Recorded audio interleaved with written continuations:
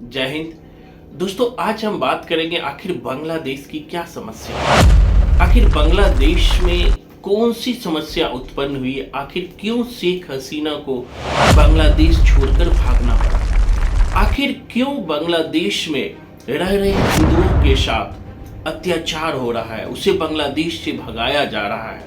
आज सब कुछ की चर्चा करेंगे, पूरी वीडियो को ध्यान से देखिएगा। आखिर बांग्लादेश का इतिहास क्या है, बांग्लादेश बना कैसे, और बांग्लादेश के प्रति भारत का क्या दृष्टिकोण रहा है, किस तरह भारत ने बांग्लादेश को आजाद कराया। पूर्वी पाकिस्तान जब पाकिस्तान का हिस्सा था तो उसे भारत के तत्कालीन प्रधानमंत्री इंदिरा गांधी के नेतृत्व में मुक्ति वाहिनी सेना का गठन होता है और बांग्लादेश को एक स्वतंत्र देश बनाया जाता है। आज उसी देश में जो हिंदू है, हिंदुओं के साथ अत्याचार हो रहा है। इसके जड़ में क्या कारण है, आखिर बांग्लादेश का इतिहास क्या है, इसकी चर्चा करेंगे। दोस्तों, अगर बांग्लादेश की मैं बात करूं तो अभी बांग्लादेश में लगभग 91% मुसलमान हैं, जो अधिकतर जो है बंगाली मुस्लिम है। यहाँ सुन्नियों की संख्या ज्यादा है और लगभग 8% जो है हिंदू है। और धीरे धीरे अगर देखा जाए तो हिंदुओं की संख्या जो आजादी के समय 71 में 22% थी बांग्लादेश के आजादी के समय, लेकिन अब मात्र 8% रह गई है। तो कहीं ना कहीं हिंदुओं का शोषण, चाहे वो पाकिस्तान हो चाहे वो बांग्लादेश हो, जो भी मुस्लिम कंट्रीज है वहां हिंदू सुरक्षित नहीं है, उनका शोषण हो रहा है।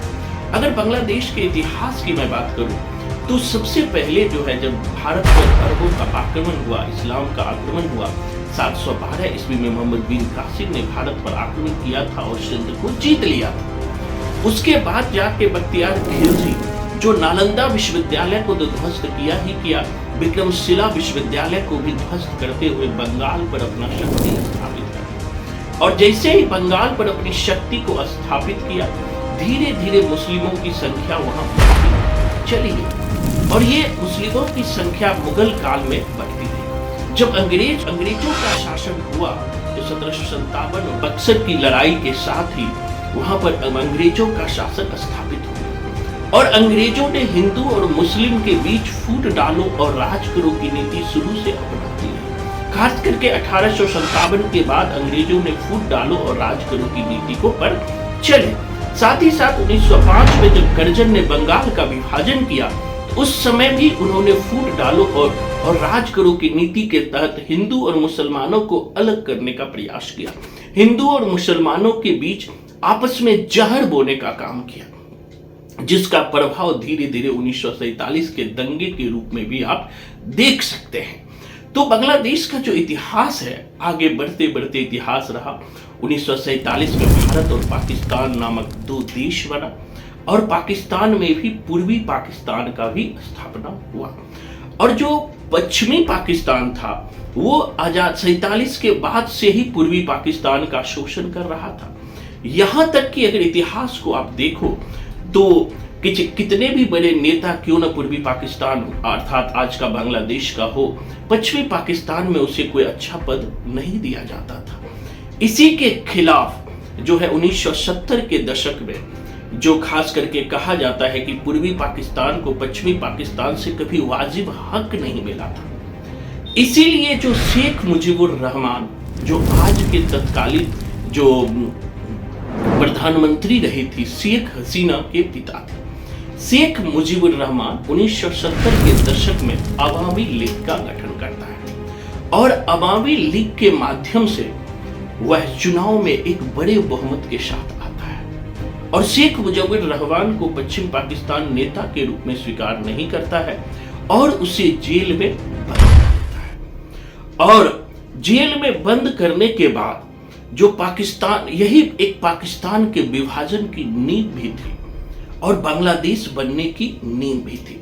1971 में पाकिस्तान के जो गवर्नर जनरल याहिया खान जो राष्ट्रपति थे, उन्हीं के इशारे पर बांग्लादेश में एक नरसंहार शुरू हुआ और बांग्लादेश जो खास करके पूर्वी पाकिस्तान था, वहां के लोगों के साथ काफी अत्याचार करते थे, काफी शोषण करते थे और बहुत सारे बांग्लादेश या पूर्वी पाकिस्तान के लोग तत्कालीन समय में 1971 के आसपास भाग करके भारत के बंगाल में शरण लेते हैं। शरणार्थियों की समस्या इंदिरा गांधी के लिए जटिल हो गई थी, तो इंदिरा गांधी के इशारे पर ही मुक्ति वाहिनी सेना का गठन होता है और मुक्ति वाहिनी सेना का समर्थन भारत भी करता है और बांग्लादेश को आजादी मिलती है और शेख मुजीबुर रहमान वहां के राष्ट्रपति बनते हैं। लेकिन 1975 15 अगस्त 1975 का एक काला दिन कहा जाता है कि शेख मुजीबुर रहमान जो शेख हसीना के पिता थे, उसके मां, उनके परिवार सहित जो अफसर थे, उसके घर में ही उसे मार दिया जाता है और शेख हसीना बाहर होती है। धीरे धीरे बहुत दिनों तक शेख हसीना बाहर रहती है। वर्तमान स्थिति की मैं बात करूं तो बाद में शेख हसीना 1996 से 2001 फिर 2009 से 2024 तक बांग्लादेश की प्रधानमंत्री रहती। ये तो पूर्व की स्थिति थी। आखिर बांग्लादेश को छोड़कर शेख हसीना को भागना क्यों पड़ा? 2024 में उन्हें 2009 से 2024 तक प्रधानमंत्री रही थी शेख हसीना, फिर 1996 से 2001 तक प्रधानमंत्री रही थी। जब 2024 के चुनाव हुए तो इन चुनाव में जो विपक्षी दल, जिसे बीएनपी कहते हैं, बांग्लादेश नेशनलिस्ट पार्टी के बहुत सारे नेताओं को इन्होंने जेल में डाल दिया, अपने लोगों को अच्छे अच्छे पोस्ट पर बैठा दी।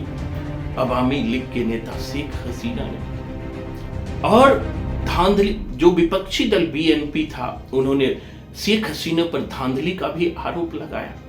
फिर भी जो शेख हसीना थे, कुल बांग्लादेश में 300 सीट में से 222 सीट जीतकर बांग्लादेश के प्रधानमंत्री रहे। दोस्तों, 1971 में जो बांग्लादेश को आजादी मिली थी, पूर्वी पाकिस्तान से बांग्लादेश बना था, तो मुक्ति वाहिनी सेना में जिन जिन लोगों ने भाग लिया, उनके जो उत्तराधिकारी हुए, बांग्लादेश के सर्विस में उसे 30% आरक्षण की व्यवस्था।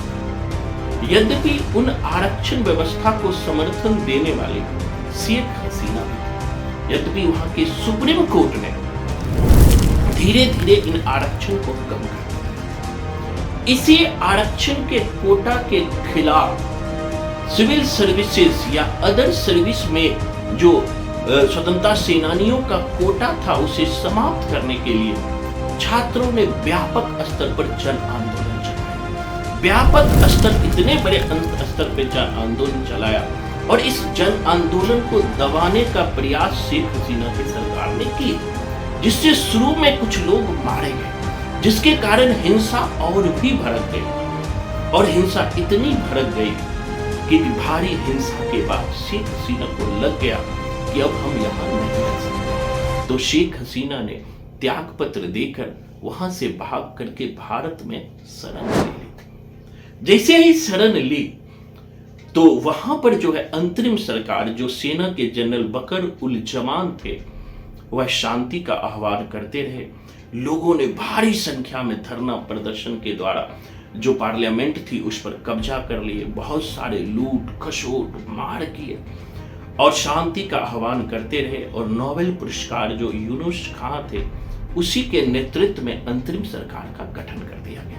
लेकिन इन सब के बावजूद भी हिंसा रुकने का नाम नहीं ले रहा है।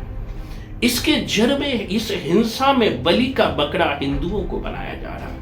बहुत सारे मस्जिद, बहुत सारे मंदिरों को तोड़ा जा रहा है, हिंदू घर में आग लगाया जा रहा है। बहुत सारी ऐसी घटनाएं घट रही है जो न्यूज में, पेपर में देखने को मिलता है।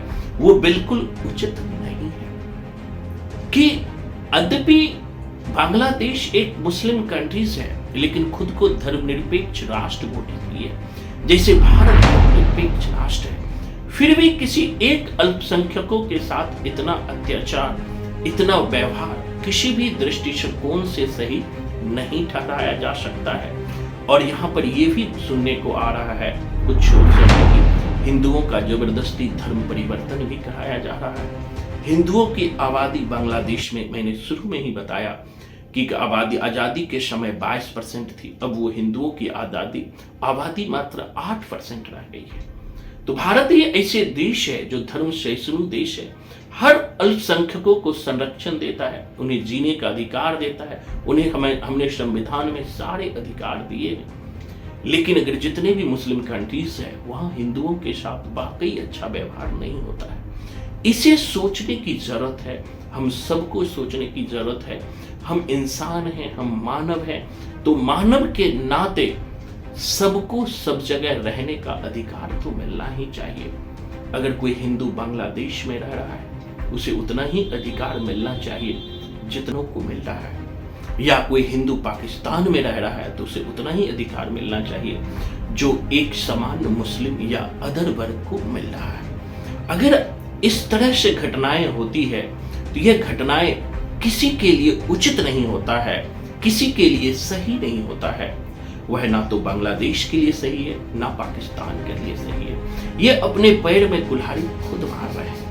हम अपने समाज में रहते हुए समाज से मिलकर रहना होता है, चाहे वो किसी भी जाति का हो, किसी भी धर्म का हो, किसी भी संप्रदाय का हो। ये बात बांग्लादेशियों को समझना चाहिए जो हिंदुओं के साथ गलत व्यवहार कर रहा है। इन सब के लिए भारत को भी कदम उठाने की जरूरत है, भारत सरकार को भी कदम उठाने की जरूरत है कि वहां जो भी अल्पसंख्यक हिंदू हैं उनके खिलाफ कोई गलत कार्रवाई ना हो, गलत व्यवहार ना हो।